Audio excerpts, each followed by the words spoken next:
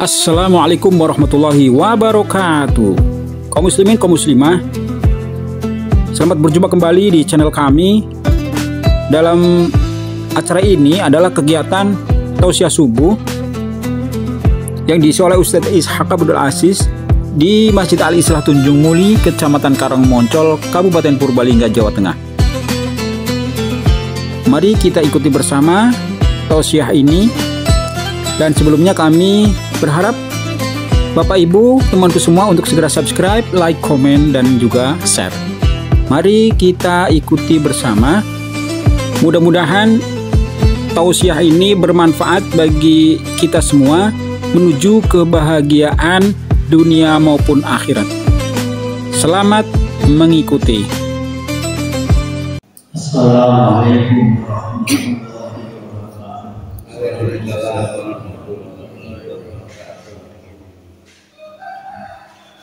Alhamdulillah, khalikul insi wal jinn. Asyhadu an la ilaha illallah al-manur rahman. Asyhadu anna Muhammadan abduhu wa rasuluhu nabiyyu wa akhir zaman. Allahumma shalli wa sallim ala Muhammadin khairil anam wa ala alihi wa ashabihi wa atba'ihi ajma'in ila yaumil qiyamah. Ibadallah, usikum wa nafsi bittaqwa wa qad faza al-muttaqun. Qala Allah ta'ala, a'udzu billahi minasy syaithanir rajim. Bismillahirrahmanirrahim. La in syakartum la azidannakum wa la in kafartum inna adzabi lasyadid. Ayyuhal minal mu'minin wal mu'minat, usikum wa iyaya bittaqwallah wa qad faza al-muttaqun. Para jamaah subuhan, para pendengar kajian, para orang-orang yang siap melawan musuh keburikan itu syaitan rajim. Suatu kekuatan yang luar biasa bagi Anda, bagi kita. Bila tidak melaksanakan syariat Islam secara bebas, karena lika-liku iblis sebagai pemimpin para syaitan sangat-sangat licik. Tidak puas jika umat Islam itu tidak terkalahkan. Iblis laknatullah dengan segala tentara syaitan sebenarnya yang berduyun-duyun senantiasa akan menghancurkan umat Islam dan akhirnya dilolohi terjijik, siap untuk dihancurkan. Karena itu dialah Rasulullah SAW dengan iblis akan saya bacakan amalan-amalan apa yang dapat melumpuhkan iblis. Bapak Ibu siap berbuat iblis? Siaplah. Apa mereka? Jangan cekatan dari iblis dan suka ditantang kalah apa suka menang. Jika jawaban ambil jawaban dilindungi oleh Allah, diberikan sebisanya juga jawab si bebas dan Allah memberikan pertolongan dicakap. Bagaimana dalam Ramadan ini sudah dijelaskan. Ramadan adalah pembakaran. Jadi kita Ramadan, apa yang dibakar sampah-sampah yang akan menghancurkan kita, yaitu melawan kekuatan iblis dengan tentara-tentara. Oleh karena itu, mari kita bertekad siap melawan iblis. Siap. Siap, enggak, iblis berkata Iblis baru siap, siap. Tegas di sini ya apa aja. Ya kalau begitu apa coba ini amalan yang dapat melumpuhkan iblis. Sangat keren, sekarang sudah cipiban. Bersama mengajar cipis. Ya ada buku apa cipis. Kalau ada cipis, kalau ya ada di cipis. Saya bacakan saja biar kita memahami, tapi dirasakan hati. Amalan yang dapat melumpuhkan iblis. Allah insya Allah menolong kita. Kalau kita sudah siap melumpuhkan iblis, karena iblis lawannya Nabi Adam sejak dulu, dan keturunan-keturunannya takkan menyerah diri kalau memang sudah diatur oleh iblis pada Allah. Sekarang ada bacaan amalan yang dapat melumpuhkan iblis. Kepengen? Pengen. Iblis kan lumpuh. Ya, baca. Nabi Muhammad SAW bertanya kepada iblis, apa yang kamu rasakan jika melihat seseorang dari umatku yang hendak sholat? Jawabnya, aku merasa panas dingin dan gemetar. Jawab iblis. Ketika badan kamu dalam aku sholat khusyuk gemetar. Reaksi iblis, aku merasa panas dingin dan gemetar. Jawab iblis. Kenapa? Kenapa sih? Sebab setiap hamba yang bersujud satu kali kepada Allah, maka dia mengangkat satu derajat orang tersebut. Kalau kita sujud satu kali, itu diangkat derajatnya Allah Subhanahu wa Ta'ala. Iblis tidak begitu. Padahal kalau kita sholat semangat tidak ada sujud. Nomor dua, bagaimana jika seorang umatku berpuasa? Jangan berpuasa. Puasa. Bagaimana jika seorang umatku berpuasa? Tanya Nabi Muhammad SAW kepada Iblis. Tubuhku terasa terikat hingga ia berbuka. Jadi jin baik. Saya mengaku dari tubuhku terasa terikat hingga ia berbuka. Jadi yang berdoa puasa, habis itu. Ya, anda yang masih boleh puasa medit, ya berarti mujari kesana. Jadi, bagaimana jika seorang masuk berpuasa? Tanya Nabi, jawabnya si iblis, tubuhku terasa terikat hingga ia berbuka. Namun moga-moga yang pada berpuasa hingga berbuka. Kemudian nomor tiga, jika ia bergaji, siapa yang bergaji pada cukup jika bergaji, aku seperti orang gila yang orang mereka beli. Aku seperti orang gila. Nomor 4, apabila ia membaca Quran, tanya Nabi Muhammad, aku merasa meleleh. Laksana timah di api, timah di atas api. Berarti timah, bu, timah memang sisi Fatimah, ya, untuk timah timbel. Pada ini, catatan nanti ya. Apabila ia membaca Quran, bagaimana? Aku merasa meleleh. Meleleh apa? Luntur laksana timah di atas api. Tanya nomor 5, ini ada 10.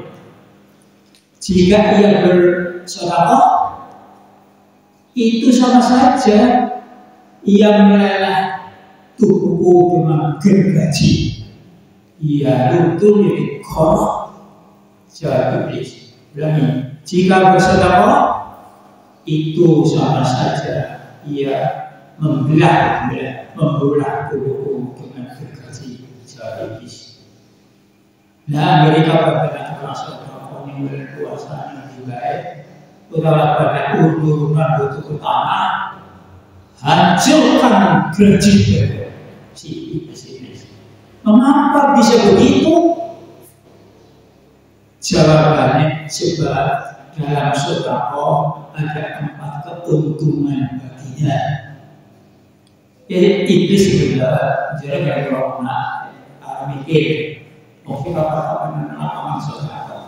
Sebab dalam sedekah ada 4 keuntungan baginya, yaitu keberkahan dalam hartanya. Fungsi setiap sedekah ada berkah. Orang caranya mengurusi sedekah kegilaan nama. Kalau setiap sedekah mesti jadi sugih. Jangan jangan ini sudah begitu kalau sugih ganjaran, langsung dipanganin. Pirang-pirang orang sing dunia apa tapi berada. Ada kurang kurangnya kok sedikit. Tapi ada orang sugi nanti lagi orang orang sugi kejar orang sing terima. Bahasa Indonesia terima agung. Nah ini pertanyaan apa sudah bilang? Sebab sedekah ada 4 keuntungan baginya, yaitu keberkahan dan hartanya, hidupnya disukai.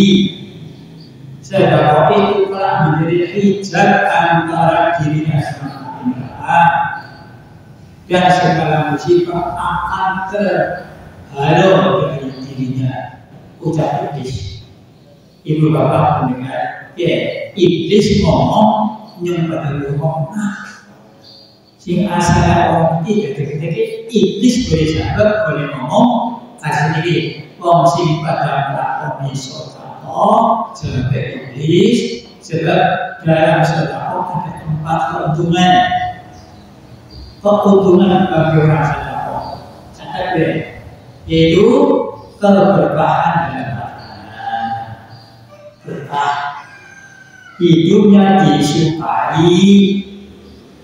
Sedekah itu telah menjadi hijab antara dirinya dengan akhirat, dan segala musibah akan terhalau dari dirinya.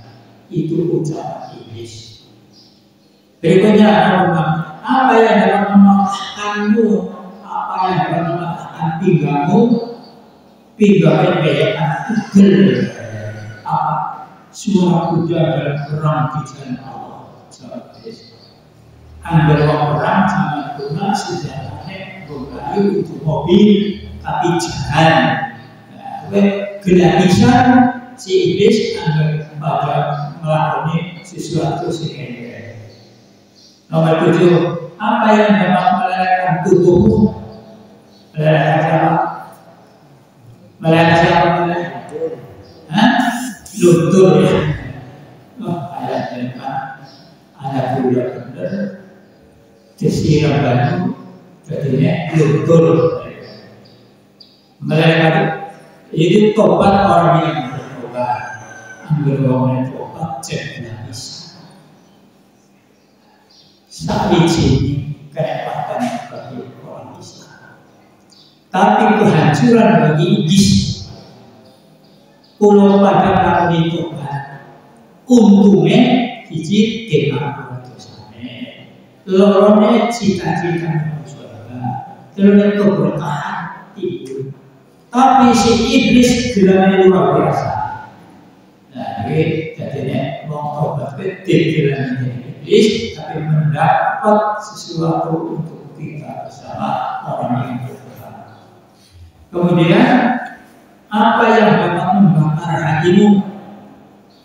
Apa yang membakar hatimu? Artinya kesenangannya. Itu memang rasanya kesenangan hati, kesenangan apa sih artinya bisa saya percaya? Apa orang tuanya sih?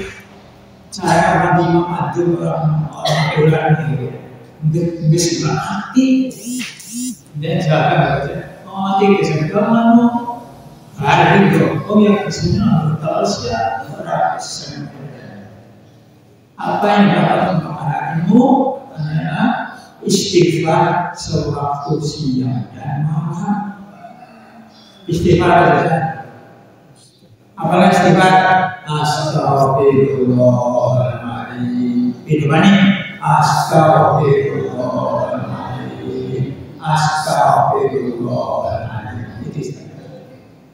Dan kalau bisa ya diamalkan oleh istighfar. Segala sesuatu kita dosa dipompa orang lain, jadi hati kita mengomong sendiri beristighfar. Yang pertama, keuntungan orang beristighfar dimaafkan dosanya. Yang kedua, sebagai perlawanan kepada iblis. Kemudian nomor 9, apa yang dapat mencoreng wajahmu? Mencari apa mencari bu? Kecoreng ini lainnya, itu apa? Mencoreng. Apa yang dapat mencoreng wajahmu? Apa saja yang positif mestinya. Saya adalah sedekah yang dikeluarkan secara diam-diam. Sedekah Allah itu benar ada orang yang minggir, orang samanya juga betul tanah aja. Pokoknya dia ada sedekah pada seikhlas sing ya Allah alamat yang pertama. Tapi tujuan yang lain malah mari iblis perlawanan kalian sama-sama. Apa yang dapat mencoreng wajahmu iblis? Sedekah yang dikeluarkan secara diam-diam itu jadi. Yang kedua, apa yang dapat menusuk matamu? Menusuk siapa bu? Pak? Nyolok lagi, colok lagi. Apa dalam dalam menusuk matamu?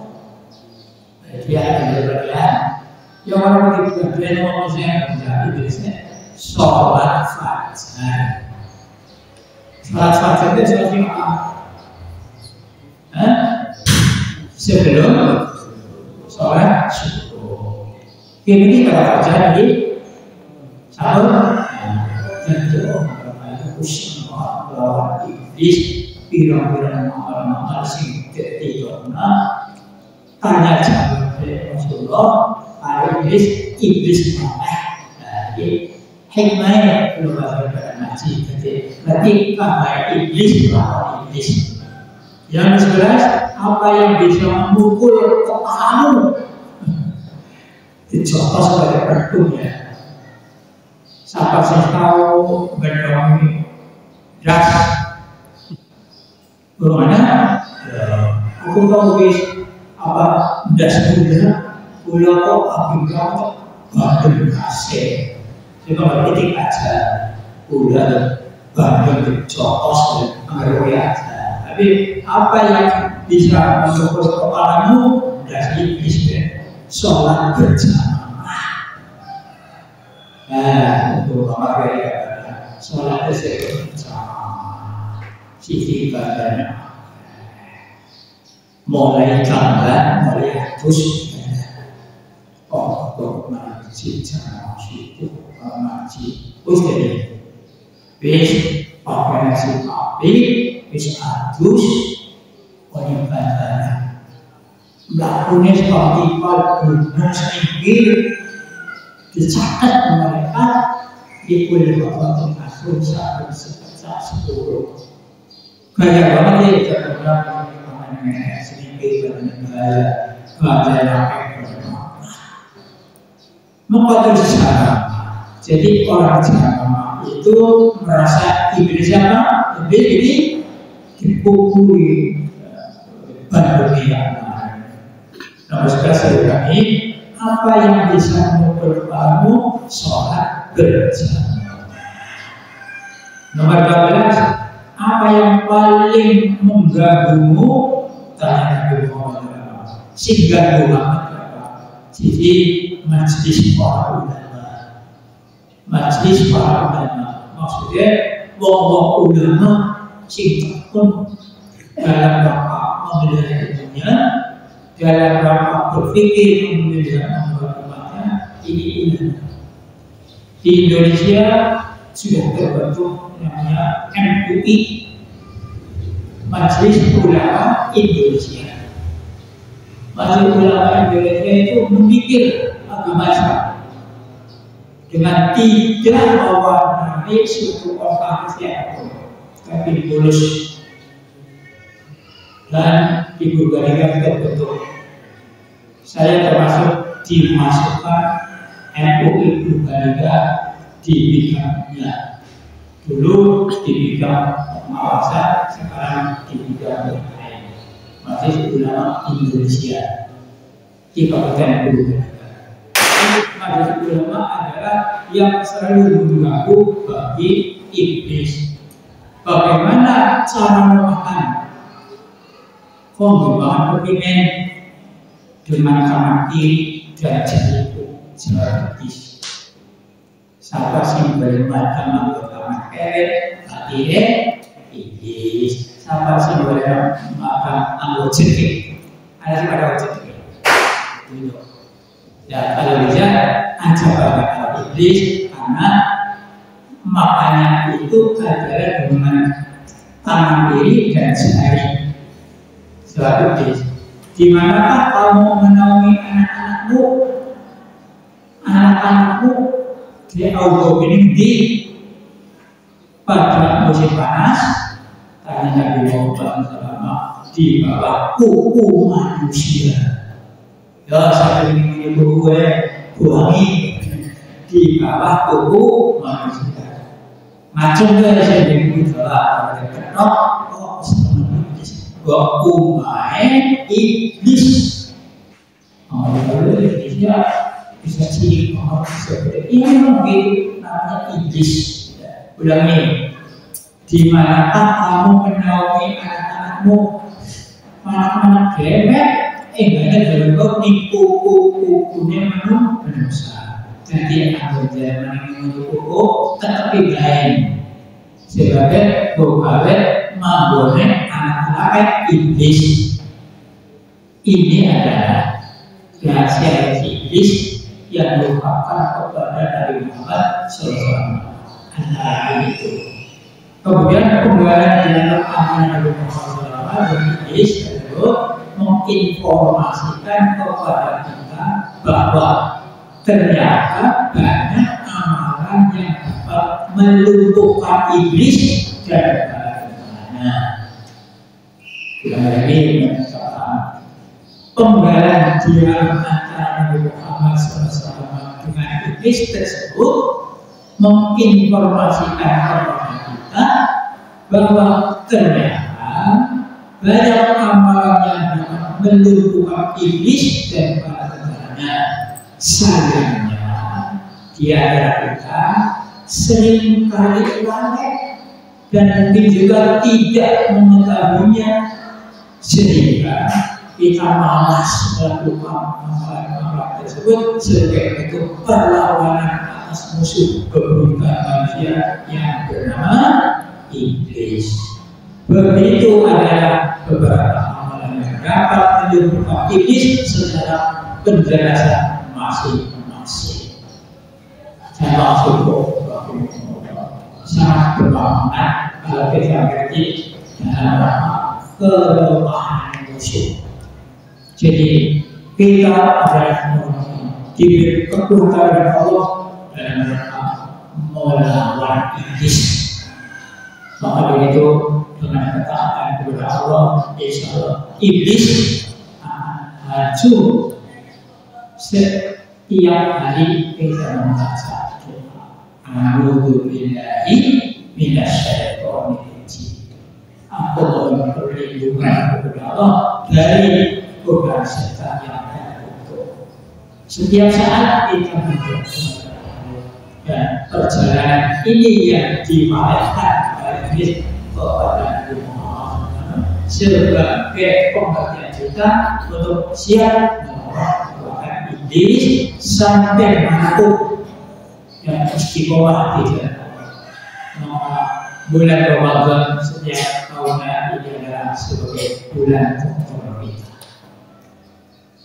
Maka Ramadan keluar akan kelihatan. Oh, di bulan Ramadan dosanya akan diampuni dari segala sebelumnya yang dicatat tidak 12. Dicatat kelemahan-kelemahan atau musuh-musuh iblis itu bisa dimusuh oleh Muhammad karena apa? Amalan itu terjadi. Seterusnya penggalan dialog antara Nabi Muhammad SAW dengan iblis tersebut menginformasikan kepada kita bahwa ternyata banyak amalan yang dapat mendukung iblis dan kebaikan. Sayangnya tiada kita seringkali lalai dan tidak mengatakannya. Jika kita malas melakukan amalan tersebut, ada yang bicara yang awam dan sebagainya malas, sebagai bentuk perlawanan atas musuh kebaikan manusia yang bernama iblis. Berikut adalah beberapa masalah dan beberapa beberapa iblis beserta penjelasannya masing-masing. Satu, pelaksanaan sholat sunnah. Melaksanakan sholat sunnah sudah tahu tidak sholat sunnah itu ada qobliyah, ada ba'diyah, yang tidak yang seperti yang orang ada sholat sunnah dan sebagainya, tapi semuanya yang berbentuk sholat sunnah.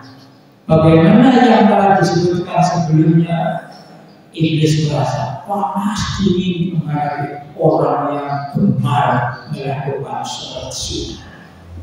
Hal ini dikarenakan hamba tersebut diangkat derajatnya oleh Allah Subhanahu wa Ta'ala satu tingkatan sejak kali sujud. Satu kali sujud diangkat tingkatannya.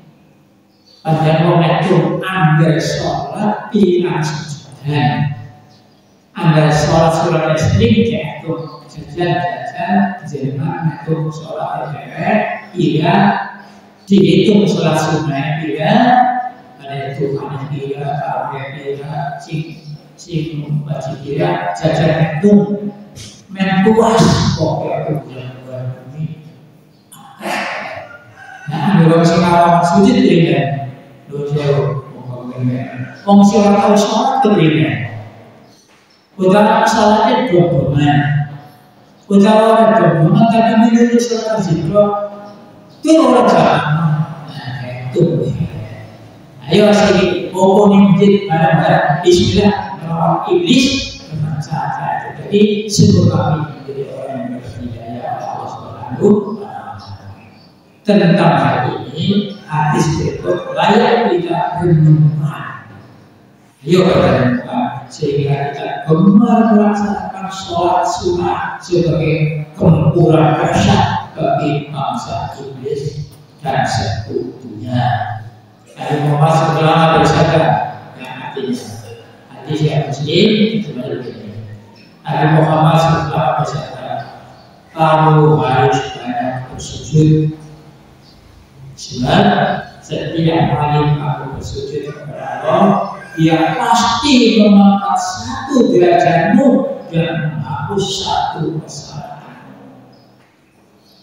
Semoga Allah berkata dalam pertemuan seperti ini insya Allah akan tercatat sebagai amal soleh yang sangat banyak, hitung dari perjalanan sampai meninggalkan, dan semoga Allah melestarikan kita dengan taat kepada Allah dengan segala upayanya dan segala aktivitas dan segala kemampuannya. Bila itu hidayah. Wassalamualaikum warahmatullahi wabarakatuh. Baik kami alhamdulillah. Kaum muslimin, kaum muslimah, telah kita ikuti bersama tausiah kuliah subuh di pagi ini. Mudah-mudahan bermanfaat bagi kita menuju kebahagiaan dunia maupun akhirat. Sebelumnya kami berharap Bapak, Ibu, dan temanku semua untuk segera subscribe, like, komen, dan juga share. Video lainnya dapat kita ikuti di channel kami. Sampai jumpa, ketemu lagi di lain waktu. Wassalamualaikum warahmatullahi wabarakatuh.